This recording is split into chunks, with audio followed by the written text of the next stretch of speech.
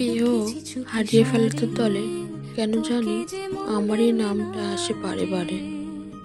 অবহেলা পেতে পেতে একদিন মানুষ হুট করেই হারিয়ে যায় আর ফিরে আসে না। মানুষ শুরুতে যে টান দেখায় না, তা যদি শেষেও থাকতো হয়তো গল্পগুলো অন্যরকম হতো। মায়া থাকলে বিড়াল মরলেও পাহাড় সমান কষ্ট লাগে, আর মায়া না থাকলে মানুষ মরলেও গায়ে লাগে না। প্রকৃতির রূপ পাল্টায় সময় সময়, আর মানুষ রূপ বদলায় কারণ অকারণ। মানুষ যখন ইগনোর করতে থাকে, তারা একটা সস্তার নাটক করে, যার নাম দেয় ব্যস্ততা। এই ব্যস্ততা আসলে সচেতনভাবে করা অবহেলা। সে তোমাকে বারবার ব্যস্ততা দেখাচ্ছে মানে তুমি তার কাছে গুরুত্ব হারিয়েছ। তোমার প্রায়োরিটি তার কাছে 0। এর মানেটা খুব সহজ, সময় থাকতে থাকতে সরে এসো। যে তোমাকে অবহেলা করছে 2 দিন বাদে অপমানও করতে পারে, কে বা বলতে পারে, আরো অনেক কিছুই করতে পারে। সময় তোমাকে ইঙ্গিত দিচ্ছে এটাই সঠিক সময়, তুমি সেই জায়গা থেকে সরে আসো, এবং সেই জায়গা থেকে সরে আসাটাই শ্রেয়। না হলে কত না ক্ষতি হতে পারে, কত অপমান আপনি হতে পারেন। ভুল করে হলেও ওই ভুল পথ থেকে আপনার সরে আসাটা উচিত, না হলে অপমান থেকে কেউ আটকাতে পারবে না। মাইন্ড ইট, ব্যস্ততা একটা অজুহাত মাত্র।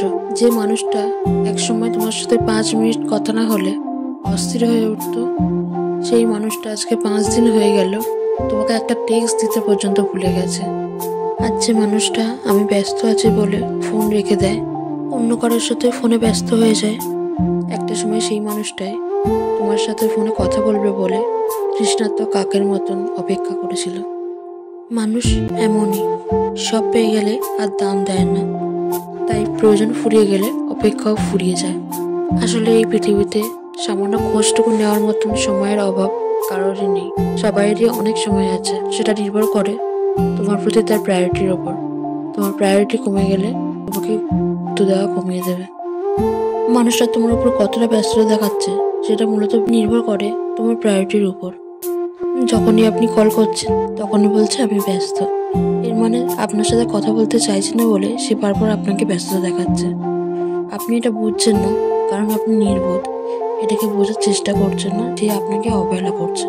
এই পৃথিবীতে নির্বোধদেরই বেশি দুঃখ। রাতে ঘুমোতে যাওয়ার আগে একটা ফোন কল আর সকালে ঘুম থেকে উঠে একটা টেক্সট করার মতো সময় নেই। এই পৃথিবীতে এমন কেউ নেই। সময় বদলায়, তার সাথে সাথে মানুষের সময় দেওয়াটাও বদলে যায়।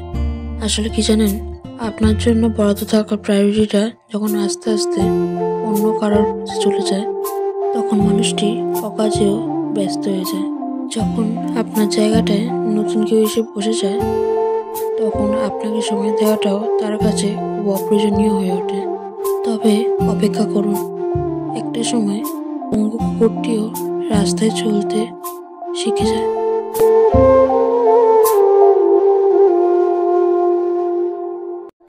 নারীরা বিয়ের আগে বাবার বুকের দিকে তাকিয়ে নিজের স্বপ্নটাকে মাটি চাপা দেওয়ার ক্ষমতা রাখে, আর বিয়ের পরে সন্তানের মুখের দিকে তাকিয়ে শত দুঃখ কষ্টের মাঝেও জীবন পার করে দেওয়ার সামর্থ্য রাখে। নারী শব্দটা বড়ই মায়াবী, তার মধ্যে অভিনয় করার গুণ আছে।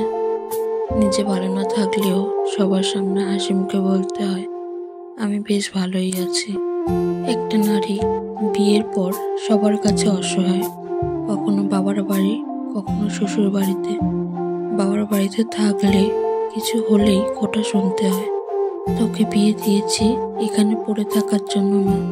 আর শ্বশুর বাড়িতে থাকলে সামান্য কিছু ভুল হলেই শ্বশুর বাড়ির লোকজন বললে লাথি মেরে বের করে দেব। এটাই হচ্ছে মেয়েদের জীবন।